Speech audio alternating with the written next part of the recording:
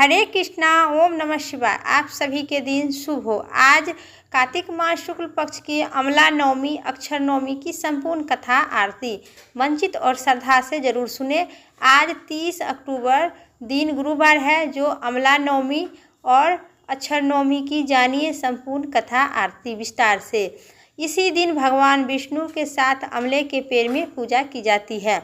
पंचांग के मुताबिक कार्तिक मास शुक्ल पक्ष तिथि आज 30 अक्टूबर दिन गुरुवार है, जो अक्षर नवमी अमला नवमी की संपूर्ण कथा।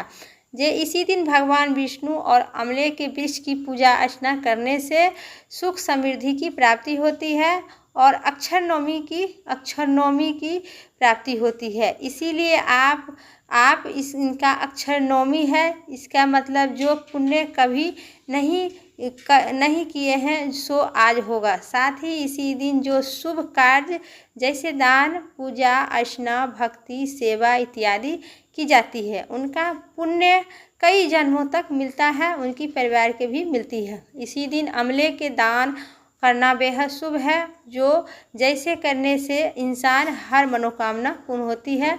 साथ ही भुआ दान करे, अपने समर्थ के अनुसार दान पुण्य करके पंडित ब्राह्मणों को दान दे और समर्थ के हिसाब से दक्षिणा दे, भोजन करावे। इसे करने से आपको अमला नवमी की सभी मनोकामना पूर्ण होगी और जीवन में सारे कष्ट दूर हो सकती है। इसी दिन किए गए दान को कार्य के अक्षय फल की प्राप्ति होती है। अब सुनिए अमला नवमी अक्षर नवमी की संपूर्ण कथा विस्तार से। नारद जी ने कहे, एक समय मैंने शौनक से प्रसन्न होकर वश में, हे ब्राह्मण, आप में सब पापों को नष्ट करने वाले अक्षर नवमी नाम का बताइए, जो यह व्रत अब तक तीनों लोगों में गुप्त रहा है और किसी न जाने है। हे तपोवन, उन व्रत का सारा विधान आज मैं तुम्हें बताती हूँ, जो कार्तिक मास शुक्ल पक्ष की नवमी तिथि है, अक्षर नवमी। बड़े व्यास जी कहे, बड़े मनुष्य ने अक्षर नवमी कहा है। उसमें जो करना चाहे वो विधि भगवान विष्णु की प्रिया होगी, उसे आप ध्यान पूर्वक सुनिए। अक्षर नवमी को व्रत करने से चाहिए कि उस रोज ब्रह्मा मुहूर्त में उठकर आत्म कल्याण का चेतना करे। फिर नित्य को कर्म से अपने इष्ट देवता को पूजा करे। तत्पश्चात सर्वप्रथम परोचर जुटाकर भगवान विष्णु को पूजा करे और अमला युक्त उत्तम पकवान बनाकर भगवान विष्णु के भोग लगाए। साथ ही वही अमला पकवान को जीरा, नगर, मोद, काली मिर्च, अनार एवं सारी कपड़े प्रियतम कहकर किसी ब्राह्मणों को दान दे। अपने समर्थ के अनुसार यथाशक्ति और भी सामग्री देकर ब्राह्मणों को प्रसन्न करे। यदि आप सामग्री न दे सके तो विनती भाव से प्रणाम करके ब्राह्मणों को भोजन करा के अमले के वृक्ष के नीचे और उन्हें दक्षिणा दे। सूर्य उदय के बाद कुरूर क्षेत्र में तुला दान करने से जो फल प्राप्ति होती है, वही फल अक्षर नवमी के कुम्हरा दान करने की प्राप्ति होती है। इसीलिए कोई भी मनुष्य से बड़े पातकों तथा पापों को युक्त न किए हो, परंतु यदि आप कुम्हरा दान करना चाहते हैं तो करें, तो पवित्र हो जाते हैं और यह भी यमलोक को नहीं देखते हैं। हे द्विज श्रेष्ठ, कुम्हरा दान करने से प्राणी की सब भोग भोगते हुए अपने इच्छा अनुसार सभी लोग घूमते रहते हैं। इस पर शौनकादि पूछे कि हे मुनिवर, आप मुझे यह बताइए कि इस पृथ्वी मंडल में किसने यह व्रत कुम्हरा दान किया है, क्योंकि यह जानने की बड़ी ही मेरा प्रबल इच्छा है। नारद जी ने कहे, अब जमुना की तटवर्ती पर्वत की चतराई में एक बड़ी भारी गांव था। उन्होंने उच्च कुल में राजा राम शर्मा नाम का एक ब्राह्मण रहा करते थे। उसी ब्राह्मण अपनी सचित्रता और परिश्रम से बहुत धन एकत्रित किया। किए। जैसे उन्होंने धन कमाया था उसी तरह पुण्य कार्य भी किया करते थे और दीन दुखियों को भी दान दिया करते थे। ऐसा करते करते बूढ़ा हो गए। अब वो हो गए, उन्होंने कृष्ण और धनंजय, उनका 2 पुत्र था, वो ब्राह्मण को हो चुका था। अब बूढ़े में उन्होंने गृह स्थान के कार्य सब कुछ भार पुत्रों पर डाल दिए और तत्पश्चात तपस्या करने के लिए वन में ब्राह्मण चला गए। अंत में तपस्या करते करते उनका शरीर बिल्कुल सीज हो गया। भगवान कृष्ण चंद्र जी ने अपने मन में बसाकर उन्हें बूढ़े ब्राह्मण को विष्णु लोक में उस लोक में चल गए जहाँ जाकर प्राणियों को पछताना नहीं पड़ता है। सब कुछ समय बाद किसी बड़े बड़े दानव न रहे, कारण उसमें दोनों लड़के युवा था, भेष सामग्री और शराबी हो गया। यदि आप कोई भी हित से हित वृद्ध उन्हें समझते हैं तो उनकी बात सुननी चाहिए और सैकड़ों हजारों रुपया देकर विनय करते रहे। इसी तरह दक्षिणा सुख को दिए उन्होंने घर का सारा धन नष्ट कर दिए। दोनों अपने को पहलवान समझते थे, इसी कारण पहलवान को उनके भाते थे और वैश्य का सौंदर्य उनको बहुत प्रिय लगता था। ब्राह्मण पुत्र को जैसे कि उस भूमि पर बाग हुआ बीज नहीं उगता है, ठीक उसी तरह उन्होंने अपना सारा धन कुपात्र लोगों को व्यवहार कर दिए। दिव्य न होने से दोनों चोरी भी करने लगे। एक रात में चोरी करते हुए दोनों पुलिस द्वारा पकड़ा गया। राजा के पास पहुंच गए। राजा ने उन दोनों पुत्र को अपने राज्य से निर्वासित कर दिए। अब वे दोनों अंधिम ब्राह्मण वन में चला जाकर रहने लगे। जंगल में और कोई साधक को न देखकर मांसाहार से समय काटने लगे। अंत में किसी दिन एक सिंह ने दोनों को मार डाला। वे मरकर भी यमपुरी पहुंच गए। यम ने दूत उन्होंने पकड़कर यमराज के सन्मुख ले गए तो उन्होंने कहा कि स्वामी बताइए इनको क्या दंड दिया जाए। सेवक की बात सुनकर यमराज ने मनुष्य के शुभ कर्म का निश्चित बड़ी खाता देखकर लाल आंखों करके यमराज सोचने लगे, इनको किसी नरक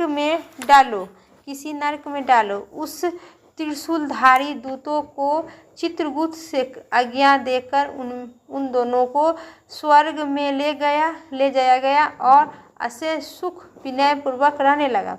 अब दूसरे को देखकर भयंकर नरक में डाल दिए, जहाँ की विधिवत प्रकार की बताए गए।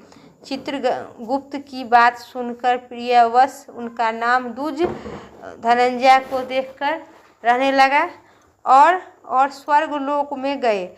दूसरा पापी कृष्ण शर्मा को नरक में धकेल दिया गया और उसी से क्रोध के साथ ढोलते रहे। अभाग्य ब्राह्मण जो अपने कर्मों का फल इधर उधर उनका भाई धनंजय स्वर्ग की ओर चलते हुए रास्ते में विधिवत प्रकार से विचित्र देखकर जिससे बहुत ही विनय हुआ। हे महामुनि, उसी यदि प्रसन्न अप्सराएं और परिजन पुष्प की बनी हुई माला से उनको फेंक कर अपना प्रेरित करने लगा। दोनों भाइयों ने यमलोक चले गए और नरक भोगने लगे। धनंजय की स्वर्ग भाग में इसी प्रकार का समारोह देखकर बड़े आश्चर्य हुए और बड़ी ही करुणा के साथ यमदूत से पूछा, हे धनंजय, कहा, हम दोनों एक ही माता के गर्भ से उत्पन्न हुई है, लेकिन सहोदर भाई भी है। हमने जन्म भर पाप ही पाप किए हैं, पुण्य कर्म को भी कभी नहीं कोई बताया है, मैं भी नहीं कही। अंत में मैं एक दिन और एक समय मरकर यमपुरी में आए हैं। फिर यह क्यों हुआ कि हम दोनों में से एक स्वर्ग में और दूसरा नरक में गया भोगने लगे के लिए भेजा गया, यह मुझे बताइए। इस पर दूत ने कहे कि हे धनंजय, बहन, माता, भाई, चाचा इत्यादि सभी केवल जन्म के साथ ही है। कर्म में कोई नहीं, किसी का भी नहीं साथ देता है। जिसका जो कर्म है उसी हिसाब से अलग अलग फल भोगना पड़ता है। इसलिए तुम्हें किसी भी बात की चिंता न करो, स्वर्ग की ओर बढ़ते चलो। तुम बड़े पुण्य आत्मा हो, तभी से पुण्य आत्माओं के लोग जा रहे हैं। तुम्हें नमस्कार है। धनंजय ने पूछा, हे दूत, आखिर तुम मुझे किस पवित्र कार्य में करने के फल स्वरूप स्वर्ग धाम में ले गए हैं? क्योंकि मेरे समान पापी तो पृथ्वी पर और रहते हैं होगा। धनंजय की बात सुनकर दूत कहने लगा, आपने आध्यात्मिक के साथ एक दिन तुमने कपड़े, कुशा और समधिए लेकर यमुना के तट पर गए थे। अपने आचार्य की आज्ञा तुमने कार्तिक मास के 3 बार स्नान और आवश्यक नियम के पालन किया था, उससे यह फल तुमको प्राप्त हुआ है। एक बार स्नान करने से जन्म जन्मांतर तक झटक में छूट गए हैं और दूसरी बार स्नान से अक्षय स्वर्ग को प्राप्ति होते हैं मनुष्य। इधर तुम्हारा भाई यम नाता होगा। इस पर दूत की बात सुनी तो एक तीव्र उसे अपने भाई गौरव का समर्थ आ गया और वह बड़े बड़े मृत भाव से कहने लगा कि हे देवदूत, केवल सात शब्द के बातचीत कर लेने पर ही मित्रता हो जाती है। इस नाते मैं तुम्हें अपना मित्र समझ कर पूछा हूँ, उसे भयंकर नरक से हमारा भाई किस तरह छूट गया है। मैं फंस गया हूँ। मैं तुम्हें यह उपाय जानना चाहती हूँ जिससे मैं अपने भाई के साथ साथ स्वर्गलोक में रहूँगा। क्योंकि भ्राता के सम्मान बंध कर भाई की सम्मान मित्र कोई नहीं होती है। भ्राता के समान राक्षस भी कोई भी नहीं होता है। यह साधन भाव से बात। फिर जो माता को कोख से उत्पन्न हुआ है उससे विषय में क्या कहना चाहते हैं? उसके बिना स्वर्ग भी नहीं जाना होगा। वह उनके बिना कुछ भी आनंद नहीं लगता है। मैं अपने भाई विधाता के साथ रहना चाहती हूँ। जिसी तरह मेरा भाई मिल गए वह उपाय बताइए। इसी तरह उनकी बात सुनकर देवदूत ने कहे, हे धनंजय, तुमने कार्तिक मास शुक्ल पक्ष की वस्त्र रत्न युक्त कुम्हरा दान है। वह पुण्य स्वर्ग को दुर्लभ है। जो यह पुण्य तुम यदि अपने भाई को दे दो तो वह नरक की यातना से छूट जाएगा। देवदूत की बात सुनकर धनंजय बड़े आदर के साथ अपने पूर्व जन्म का महापुण्य अपने भ्राता भाई कृष्ण शर्मा को दे दिया। उसी पुण्य के प्रभाव से कृष्ण शर्मा भी परंतु नरक से निकलकर अपने भाई के साथ विष्णु लोक जाकर रहने लगे। अनेक प्रकार के भोग भोगते हुए युक्त होकर और यमदूत से छुटकारा पाकर आज भी ब्राह्मण की श्रेष्ठ दोनों भाई पुण्यशील और सुशील नाम से स्वर्ग में विराजमान हो गए।